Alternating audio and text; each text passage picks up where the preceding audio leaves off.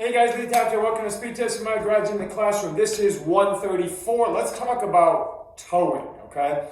So you've got this sled, or in my case right now, I'm going to demonstrate because I don't have a sled in here. I have one, but I don't keep it in my garage. You want to do some towing.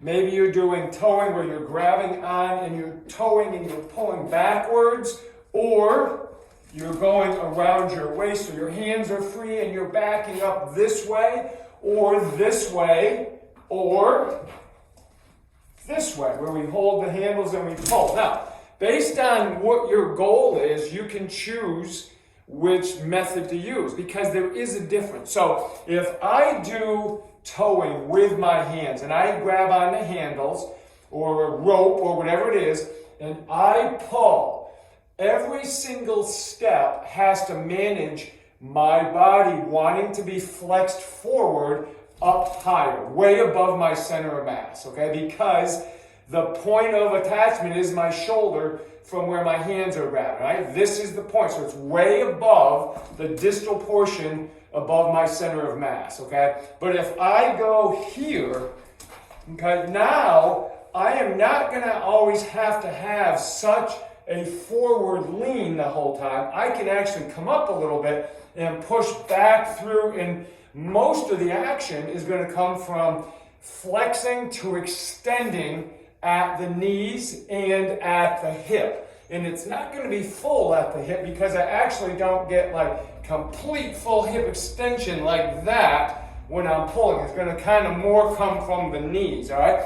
But when I go this way, again, as I hold here and I start pulling, okay, just right off, I'm being pulled forward, so I always have to be tight in my extension moment, okay? I'm not extended, but I'm extending, and as I pull, every single time I push with my leg, I have to equal that with my upper body. Because if not, it'll look like this. I'll pull and then I'll drop. And I'll pull and I'll drop. So I have to make sure every single time I push, my upper body extension moment equals the lower body. But if I don't want to mess with that, I'm going to put it around my waist or around the hip because it's going to be below or at least equal with my center of mass, okay? Now, same kind of concept when you go here, all right? But it's now flexions, all right? So if I grab like this and I'm pulling a sled, every step I have to be able to match that intensity of the push with my legs with my flexion moment, okay?